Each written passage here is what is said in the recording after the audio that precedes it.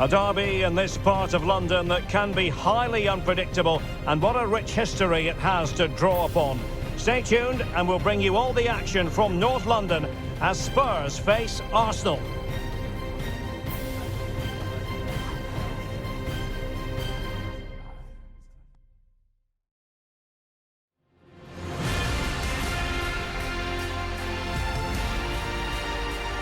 The North London derby, it is a fixture rich in history, but only in recent times. Hello, welcome back to Armchair Armoury, and here we go again. This seems to come round so quickly nowadays. The North London derby, Tottenham Hotspur at the Tottenham Hotspur Stadium. Again, this is going to be a weird one, I think. This is going to be one of those North London derbies that isn't really that significant, which is kind of annoying because I sort of prefer it. Despite last season, I sort of prefer it when something is on the line. But Spurs' form as of late has been quite mixed, to say the least. You know, Conte's gone into his what's the word? His mopey phase again, of where he's like, I don't know what to do. I don't know what to do. So yeah, it's quite funny seeing where Spurs are at the moment. So looking at their last 5 fixtures, they have lost 2, drawn 1 and won 2. So they lost to Liverpool, beat Leeds United, drew with Brentford, lost to Aston Villa, and they beat Crystal Palace. It was funny to see everyone start saying, oh, Spurs are back to their best, because they beat a Crystal Palace side that are also kind of up and down at the moment, unfortunately. But yeah, so it's a weird one because we're sort of flying high at the moment. We're sort of doing really, really well. Our last game was a draw against Newcastle United at home, which again was a really good performance. I just felt credit to Newcastle. They were very resilient in terms of keeping us out. So that was good. But you know, with the North London derby, it's a little bit different. And in the past couple of years, anyway, the away fixture between Spurs and Arsenal has always been weighted in Spurs' favour, particularly since kind of the rise of Son Heung-min and Harry Kane. It seems that they always, you know, give us a game at their stadium, and then we smack them at our stadium. So it's very hard to say, and because of the fact that we've come off of a draw, I mean, I saw people on places like AFTV and stuff like that saying that the performance against Oxford United was good. I would say we did enough to win, but I wouldn't say it was like an exceptional performance. I thought that individual players played very, very well, but I don't necessarily believe that we were amazing. First half we were poor, but second half we did just about enough to outperform their quality. So yeah, I was a little bit baffled by that. But with this game, it's a little bit tough to kind of predict how it's going to go. I'm never confident when we go to Spurs' stadium. I wasn't confident when they were at Wembley, and I'm not confident now, because they always seem to turn up and they always seem to make us look like, you know, the dog and duck basically. So yeah, I'm not really sure how this one is going to go, to be honest. The only thing that kind of works in Arsenal's favour is that, like, so far, even in games where we've played badly or we've drawn or lost, we've not looked like we deserve that result necessarily. Like Man United, I think they caught us on 3 very good counter-attacking movements, and you know, punished us for that. Southampton, I think, was probably the poorest of the 3 quote-unquote negative results that we got. And then Newcastle, we didn't deserve to draw that. And you couldn't turn around and say Newcastle deserved to win that. Although, as I said, in the reaction to the Newcastle game, there's probably at least one Newcastle fan that I know that probably would think that they deserve to win that game. So yeah, it's quite it's quite weird, this North London derby, because I don't really know how to place it. It's one of those insignificant North London derbies, but it's significant in a sense that if we manage to get a result against them at their ground, it would be very different to what it's been like, you know, in the early days of Arteta and Emery and Wenger. So obviously from a kind of like season perspective, it would be massive to go to Spurs and get 3 points. But for some reason, and people would say you are a pessimistic Arsenal fan, I've got myself hyped up for games before, especially games against like the so-called Big Six. Excuse me. I've been talking all day. And I've been solely disappointed. So normally if I don't show my enthusiasm and think, oh yeah, we're going to win, despite the fact that we're in really good form at the moment, maybe we'll actually go there and win. Who knows? Now I've said it, it's probably not going to happen. But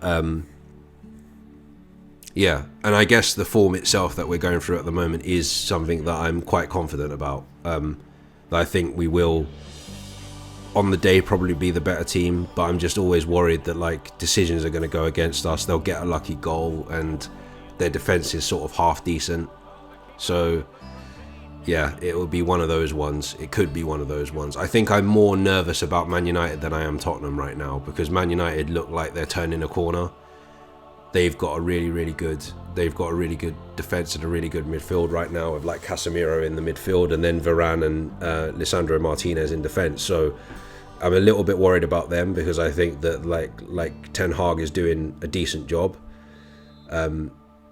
I'm hoping to have Stefan on the channel next week to preview that game and hopefully react to it as well. So don't tell him I told you this. Oh, I said this about I gave praise to Manchester United. But yeah, so I'm a little bit more worried about that, just because they seem more like a cohesive unit at the moment. I think with Spurs, even though on their day they can still punish you with people like Son and Kane, they seem to be a little bit mixed and a little bit all over the place at the moment. I think somebody I spoke to today actually said they only go half by half rather than game by game. So they'll have one good half and one bad half, or vice versa, or something like that. So that gives me a little bit more hope, so to speak, that we could get a result there.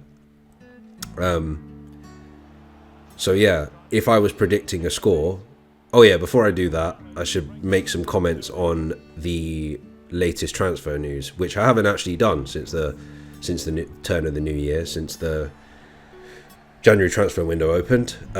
So there's obviously been the ongoing saga with Mikhailo Mudryk from Shakhtar Donetsk, the Ukrainian winger. At first it looked like we weren't going to get him and that Chelsea were going to jump in because of the ridiculously stupid price tag that Shakhtar had put on Mudryk, which I think was like 88 million or something like that. And they said, oh, because Anthony was sold for 90 million, etc., well, we're going to do the same thing.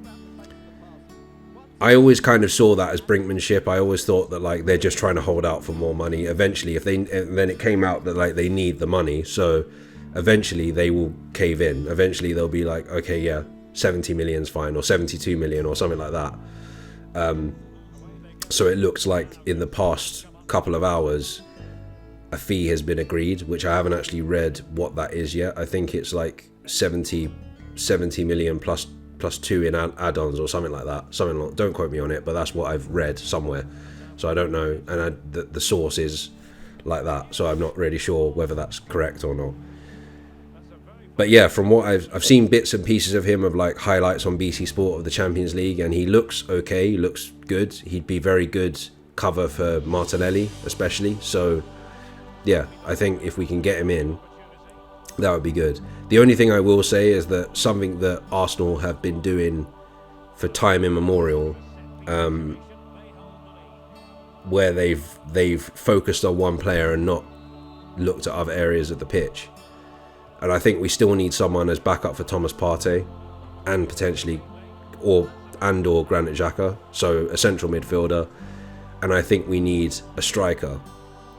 And speaking of strikers, so Weghorst, I don't know how to pronounce his first name, sorry, but yeah, Weghorst signed on loan for Manchester United, which again sort of worries me, because even though he's not like, you know, one of Europe's top strikers, he still scores goals. You saw what he did for the Netherlands in the World Cup. So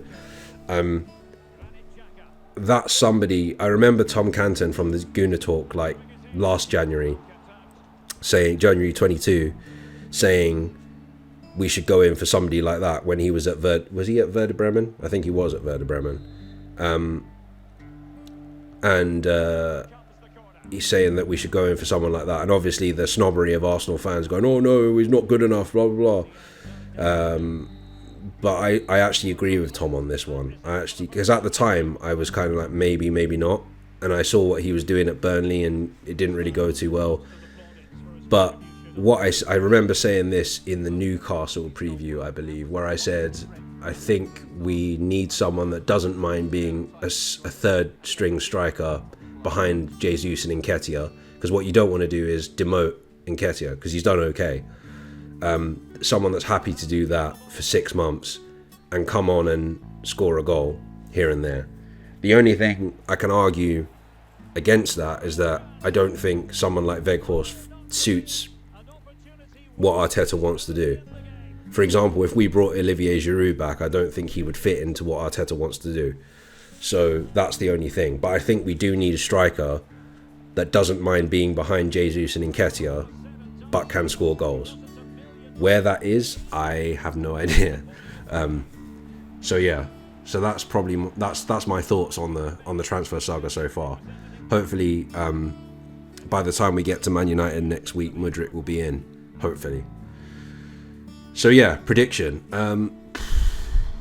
It's hard to say, because if I weigh it up, they always do well at their own ground against us. They always look like prime Brazil at that point, 90s Brazil, 90s and 2000s Brazil at their ground against us. So, and their record is a lot better at home for them. I don't know. I'm going to say 1-1. I think the most that we can hope for is a draw, and I know that's doing us down, but yeah, I'm not very confident because of the fact that it's at their ground. But hopefully I'm wrong. I seem to say that a lot. I seem to say hopefully I'm wrong a lot, because I'm always predicting against Arsenal. I'm doing a league gunner. But anyway, yeah, I'm going to say 1-1. As I said, even though I say 1-1, I'm still a little bit more worried about United than I am Spurs. But I guess the only thing that makes me worry about Spurs is the fact we're playing them away. We're playing them at their stadium. So yeah, 1-1 is going to be my prediction. Simulation doesn't seem to think so. But yeah, as I say, simulations don't really mean anything. It's just a fun thing to do. Yeah, so I'm going to leave it there. Enjoy the rest of the simulation. I will be back again after the game on Sunday. So until then, take care and stay safe.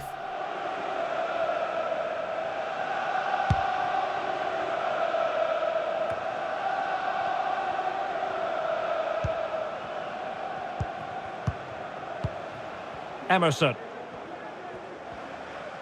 Now, options are plenty, but really sticking to their task defensively.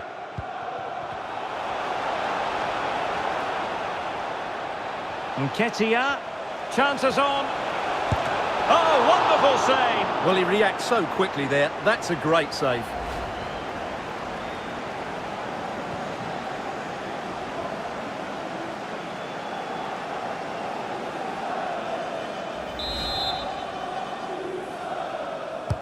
Can he deliver it with accuracy? Not the best clearance.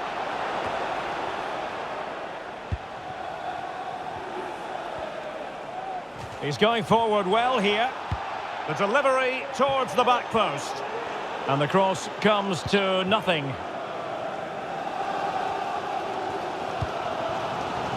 Kane. A very effective challenge put in.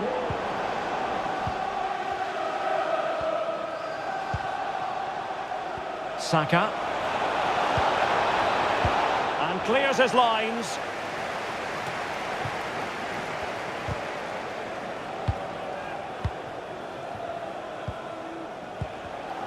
Superb defensive judgment to end the attack.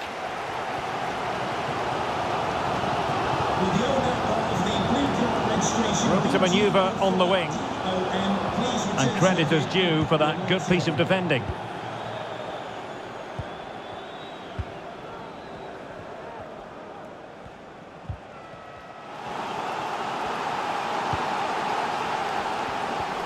Emerson. And Spurs moving the ball with purpose. Well, couldn't bend his run, and the flag went up.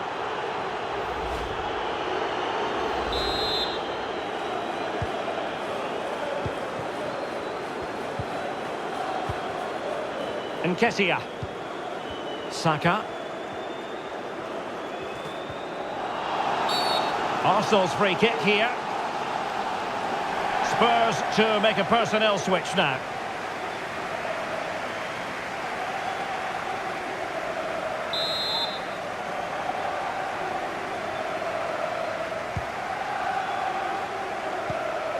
Martinelli.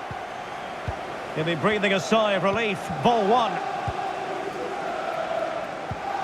Kulusevski. Well, let's see what they have in store for them on the break. Will it be sufficiently imaginative? Well, it came to nothing in the end.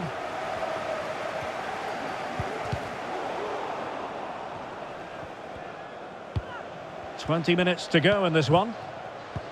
Promising move from Tottenham. Nicely timed tackle.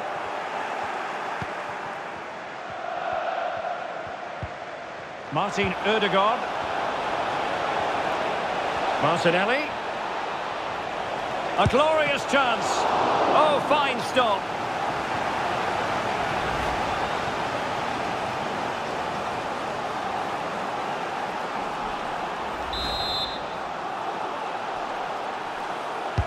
And there's the delivery. Well, not the best clearance.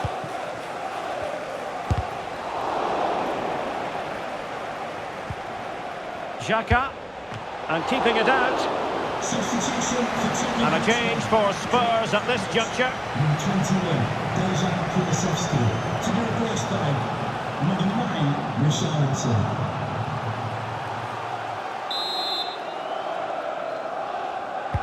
Delivering it. Not to be this time. Well, the threat was very real. Marvellous defending. Son. Well, this is building up to a nail-biting finish. These Spurs fans are making so much noise, but can they get the equaliser?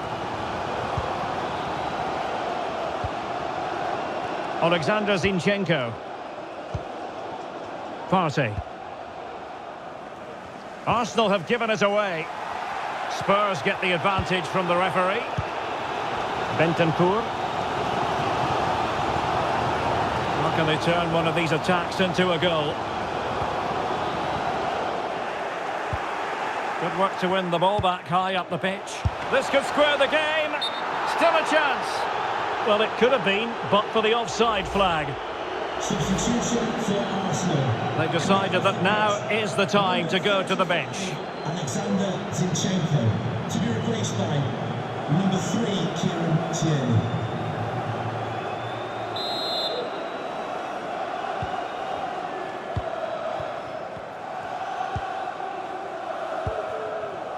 Granit Xhaka. Now with Tierney. Advantage, Arsenal.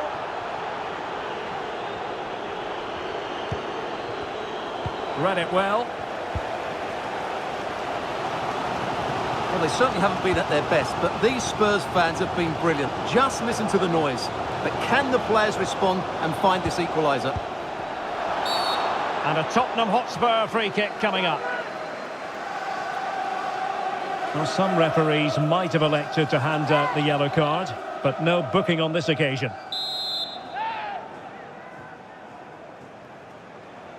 And deciding to cross here, Son. Well, thumped clear. This might be ideal for the counter.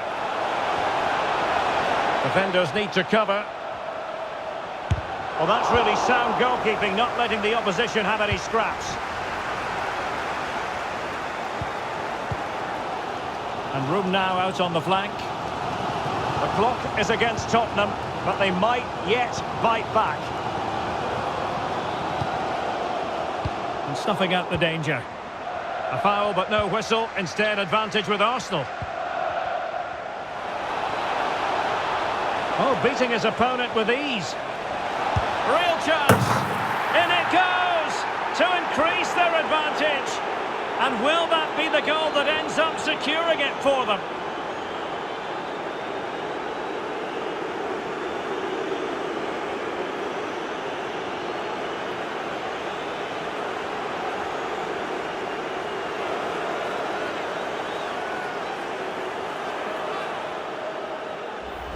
Well, here it is again, and the pace in which they break forward is devastating. It's so hard to defend against. And then the shot is emphatic. He strikes it with such power, the keeper has no time to react. What a good finish.